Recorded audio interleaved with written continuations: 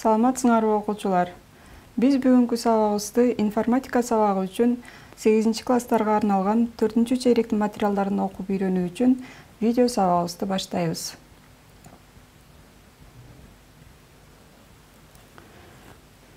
Биздин бүгүнкү өтүүчү темабыз интернеттин жайгашышы компьютердин IP дареги.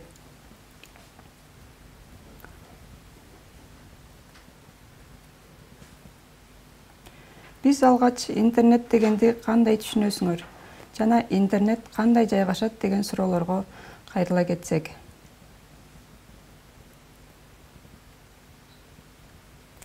Интернет англис жана латын тилдеринен алынган. Интер аралык, нет болсо тармак деген сөздү түшүндүрөт. Башкача айтканда эл аралык электрондук байланыштардын компьютердик тармагы. Интернет региондук, улуттук, локалдык жана башка тармактарды байланыштырып турат. Айрыкча илимий техниканын өнүгүшүнө жана маалымат алмашуунун өнүгүшүнө бир топ өбөлгө түзөт. Интернеттин пайда болуусу жана өнүгүүсү ар кандай тарыхый факторлор менен жана себептер менен шартталган. Компьютер жаралгандан кийин маалымат алмашууну тез жана жоготуусуз бир тармакка бириктирүү жөнүндө жаңы бир ой пайда болгон.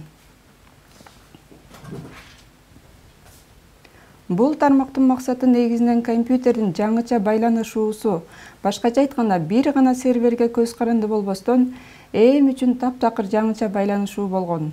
Бул тапшырманы ARPA деп аталган АКШнын изилдөө долбоорлорунун өзгөчө татаал агенттиги алып, жигердүү салым кошушкан жана АКШнын өкмөтү тарабынан каржыланган. Алгач интернеттин тарыхына кайрыла кетсек, интернет англис тилинен алынган деп жогоруда дагы айтып өттүк. Бул бириктирилген компьютердик тармактардын бүткүл дүйнөлүк желеси. Дүйнөлүк желе маанисиндеги интернеттин пайда болуу тарыхы 20-кылымдын экинчи жарымына барып такалат. 1957-жылы АКШнын коргоо министрлигинин алдында уюшулган. Алдыңкы изилдөө долбоорлорунун агенттиги 1969-жылдын 1-сентябрында изилдөө институттарынын ортосундагы компьютер аркылуу маалымат алмашууну камсыз кылган. Алгачкы бириккен желени түзүп чыгат. Интернеттин бул алгачкы түрү биринчи ARPANET деген аталышта дүйнөгө жайыла баштайт. ARPANET терминине кайрыла кетсек, биринчи компьютердик тармак ARPANET деп аталып АКШнын 4 илимий мекемесин бириктирген. Бул мекемелер коргоо министрликке алдыңкы катардагы технологияларды иштеп чыгышкан. Алгачкы билдирүү ARPANET түйүнүнө LO деген тамганы жиберүүдөн башталат. Чындыгында логин деген сөздү жөнөтүү пландалган. Бирок эки тамгадан кийин түйүн менен компьютердин ортосундагы байланыш үзүлүп кеткен. 1982-жылы ARPANET TCP IP аталыштагы бирдиктүү тармактык тилди түзүп чыгуу менен азыркы интернет келип чыккан. 1983-жылы ARPANET маалымат берүүдө жалпы протоколду TCP IP түзгөндөн кийин интернет деп аталат. 1988-жылы кыскача текстик билдирүүлөр менен сүйлөшүүгө мүмкүн болгон. 1990-жылы интернет дүйнөлүк желе деп аталат. Анткени бир эле компьютерден дүйнөнүн булуң бурчундагы маалыматтар менен таанышууга жол ачылган. Компьютердик желе деген терминге кайрыла кетсек, бул бири-бири менен атайын каражаттар аркылуу өз ара байланышып, эң аз дегенде эки компьютерден турган маалыматты бөлүштүрүп иштетүүчү системди айтабыз. Башкача айтканда желе бул өз ара байланышкан жеке компьютерлердин жана башка электрондук эсептөөчү түзмөктөрдүн жыйындысы болуп эсептелинет. Жеке колдонуучуларга бири-бири менен байланышуу, кесиптик маселелерди чечүү, ресурстарга чогуу мүмкүндүк алуу, сакталган маалыматтарды аралыкта колдонуу сыяктуу маанилүү мүмкүнчүлүктөрдү ачат. Желеге кирген компьютерлер төмөнкү функцияларды аткарышат. Желеге мүмкүнчүлүк алууну уюштуруу, маалыматты берүүнү уюштуруу, электрондук ресурстарды берүү жана желе колдонуучуларына кызмат көрсөтүү. World Wide Web, башкача айтканда дүйнөлүк желе, бул дүйнө жүзүндөгү маалыматтарды издөөдө электрондук саякат жасоого мүмкүндүк берет. Учурда www интернеттеги эң таанымал издөө системине кирет. Дүйнөлүк желе аты айтып тургандай эле керектүү суроонун жообун кызыктырган теманы жана башка көптөгөн маалыматтарды баскычтын бир басымы менен таап берүүчү систем. Интернеттин жайгашышына кайрыла кетсек, Кыргызстанга интернет 1995 тартып келе баштаган. Алгач болуп интернет баракчаларын чектөөгө алуу 1999 баштап катталган. Бул жылдардан тартып Кытайда, Сауд Аравиясында, Иран, Египет диний жана саясий көз караштарга туура келбеген сайттарга чектөөлөр киргизилген.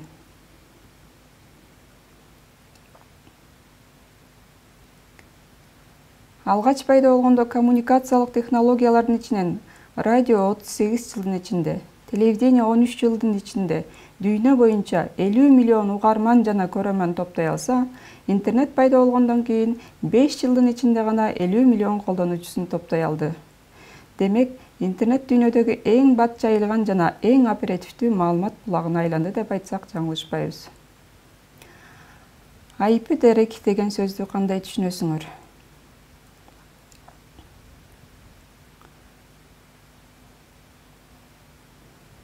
IP Direct бул компьютердик тармактагы ар бир компьютердин дареги. IP даректер экиге бөлүнөт. Ички IP дарек жана тышкы IP дарек. Тышкы IP дарек бул бүткүл дүйнөлүк интернет тармагында сиздин компьютериңизге тиешелүү болгон IP дарек эсептелинет. Ички IP дарек локалдык компьютердик тармактын ичинде гана сиздин компьютериңизге тиешелүү болгон IP дарек эсептелинет. IP дарек интернет тармагында түйүндү таануу үчүн колдонулган 32 биттүү дарек. Тармактын ар түйүнүнө тармактын жана түйүндүн идентификаторлорунан түзүлгөн IP дарек бекитилет. IP дарек эки бөлүктөн турат.